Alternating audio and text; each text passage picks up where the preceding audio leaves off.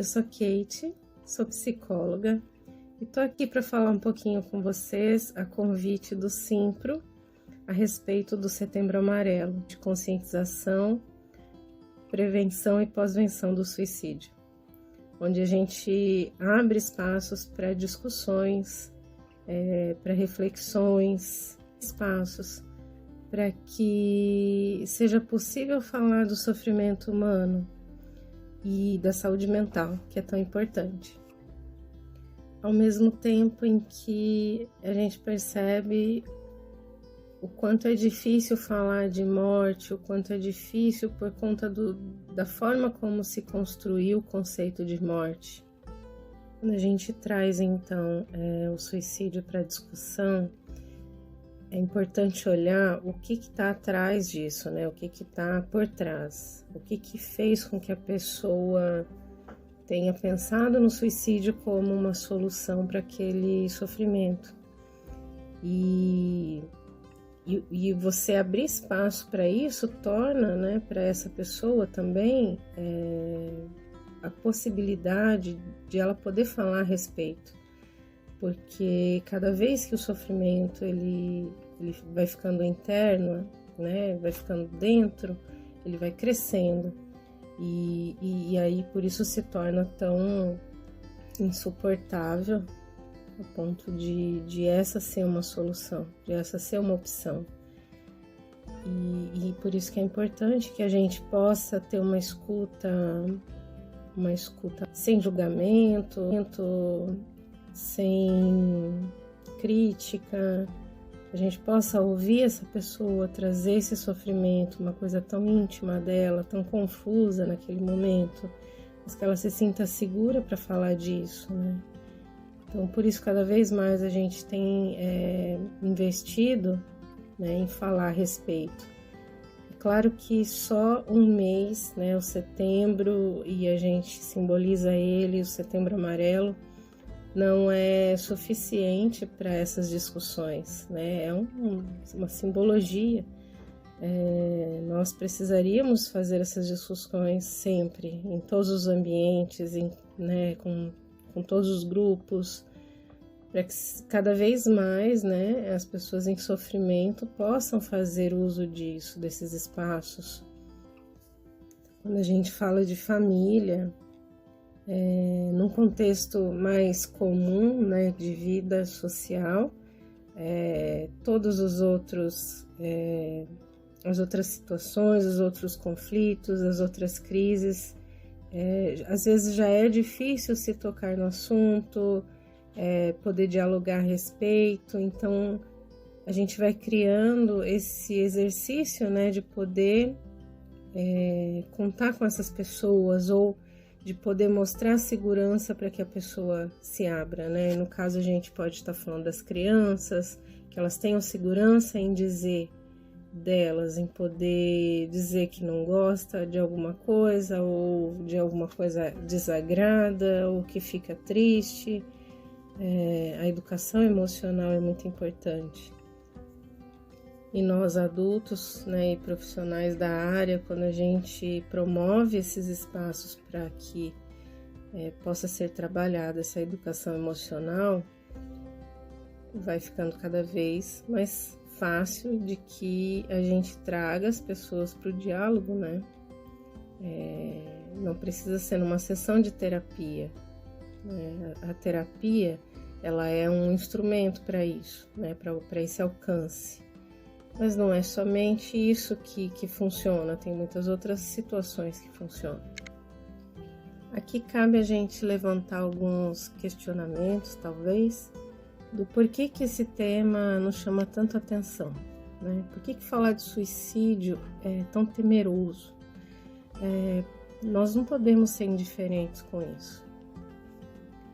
Nós somos livres para aceitar ou não aceitar essa questão, né? Então é importante a gente refletir sobre as condições em que a pessoa está, o contexto em que ela se forma, né, e se desenvolve, quais são os fatores que podem influenciar esse desejo, né, de morrer, Será que tem cuidados com o corpo? Será que ela tem um bem-estar, tanto da estrutura física como da estrutura mental? Ela tem cuidadores dessas necessidades vitais? Como é que será que está isso para ela? Como que ela se autoconceitua? Como que ela se autoavalia, né? O ser humano, ele não é uma estrutura pronta, ele é uma construção. E a construção, ela vem do ambiente, né, em que ela está inserida. Então, primeiro, a primeira instituição que a gente está inserido é a família. Depois a gente vai abrindo, vai ampliando. Então, tem a questão da escola, tem a questão social ali dos coleguinhas da rua, da própria família extensa. Então ele vai se construindo, vai se formando essa estrutura individual dentro daquele coletivo, e os aspectos psíquicos já aparecem na criança desde pequena, com as suas características pessoais e individuais. Ela vai se construindo ao longo da vida, mas quando pequena nós já podemos perceber algumas características individuais. O que nós, como adultos, podemos auxiliar na criança é na construção de um projeto existencial, que já se inicia desde sempre, a partir daquilo que é dado, que é posto, e a partir do que ela concebe de mundo, daquilo que é dado. São construídos os valores de vida, as crenças, faz bem aos outros, se faz bem a si mesmo. Quando a gente tem um projeto existencial, ele possibilita que você tenha possibilidades para o futuro, né? Uma construção, um planejamento de futuro, que é baseado tanto no passado, no presente, né? Para poder se pensar nesse futuro. E isso é muito importante. E o que a gente vê muitas vezes, né, na maioria, é que essas pessoas que pensam no suicídio, elas podem ter perdido um pouco isso, né? Pode estar um pouco apagado essa questão de projetos existenciais, projetos de vida, o sentido que ela vê, que não, né, que via, não vê mais. Quando a gente está na adolescência, então a vida já é uma tragédia, né? O mundo é frágil, as potencialidades individuais, elas precisam estar formadas, né? Ou estar se formando para que se fortaleça esse ser. E é um dever da sociedade, uma formação para isso acontecer, né? A sociedade participa disso. Embora características coletivas possam levar a pessoa a pensar no suicídio, ele é um fato individual, ele é da pessoa, né? A partir das vivências e das experiências de vida daquela pessoa. Por isso que às vezes é tão difícil quando num diálogo uma pessoa diz, cara, eu não aguento mais, eu tô pensando em tirar minha vida, ou eu não quero mais viver nesse mundo. E para o outro que ouve, é tão difícil de compreender, de ter essa dimensão. Porque para ele, ouvir um relato, às vezes, dos problemas, né, daquela pessoa, não tem o mesmo alcance, né? As vivências dela são diferentes, as experiências dela são diferentes. Ela pode ser uma pessoa resiliente, né, nesses aspectos, e enquanto isso a outra que está podendo falar da dor dela não está com essa resiliência bem elaborada, né, bem estruturada, e então ela não vai entender, ela não vai compreender. Então ela pode ser aquela pessoa que responde, cara, para com isso, para de falar sobre isso, como assim, né? Você tem família, você tem, né, se tem filhos ou não, mas você tem tudo pela frente, tem um futuro maravilhoso, olha para isso, né? Então, invalida esse sentimento, esse sofrimento que a pessoa está podendo falar, né? Por isso que muitas vezes, por mais que a pessoa vá, às vezes, até alguém que ela considera que ela pode estar falando a respeito desse sofrimento, essa outra pessoa, dependendo da resposta que ela dá, ela pode continuar com esse diálogo ou não. Então, por isso que nós precisamos tomar muito cuidado com o que dizemos nesse momento, né? Mas para isso também precisamos cuidar da nossa saúde mental.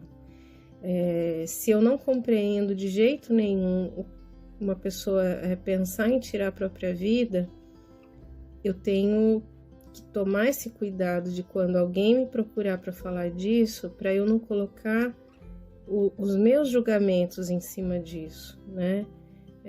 Eu tenho os meus valores, eu não pensaria em suicídio, mas essa pessoa é uma outra pessoa e ela está diante de mim, né? Falando do sofrimento dela. Então, o que eu posso fazer por ela, e isso já é muito, é poder ouvi-la, puramente ouvi-la, né? E nesse momento é o que ela precisa, poder dizer desse sofrimento. Por isso que é tão importante abrir espaços para discussões, para sensibilizar a sociedade desse sofrimento que é individual e que muitas vezes não é compreendido, né, na mesma esfera, na mesma dimensão. Quando a gente vive em sociedade, a gente tem relacionamentos interpessoais que possibilitam que a gente possa compartilhar tanto as alegrias quanto os sofrimentos. E as experiências diferentes, elas devem ser aceitas. Não é porque eu não faria assim que eu não posso olhar para essa pessoa e aceitar a forma como ela está pensando, a forma como ela está agindo, né? Eu posso aceitar isso como um respeito ao que ela está dizendo, né? Com o que ela está trazendo. E uma coisa que a gente pode levar como um aprendizado, como algo para pensar um pouquinho mais, é que nós podemos imaginar como é o sofrimento do outro, mas nós não o vivemos, nós não estivemos lá. E se estivéssemos, seria diferente. Então, por isso que a gente precisa aceitar a experiência do outro como algo do outro. Pode levar dessa conversa é que nós podemos sim imaginar como é o sofrimento do outro, né? Mas nós não o vivemos, então a gente não pode dizer muito daquilo que o outro viveu. Por isso que a escuta, ela tem que ser uma escuta sincera, uma escuta empática, de aceitação, né? Porque esse outro, ele tá aberto a falar disso, ele tá te confiando a dor dele, o sofrimento dele, e isso é muito íntimo, né? Muito individual. Então, embora a gente às vezes queira dizer algo diferente, que faríamos diferente, mas a gente não viveu esse sofrimento dele, então a gente não pode dizer muito disso. A gente pode estar com ele, dizer que estamos com ele, que ele pode nos procurar e vamos caminhar ao lado. Isso a gente pode fazer.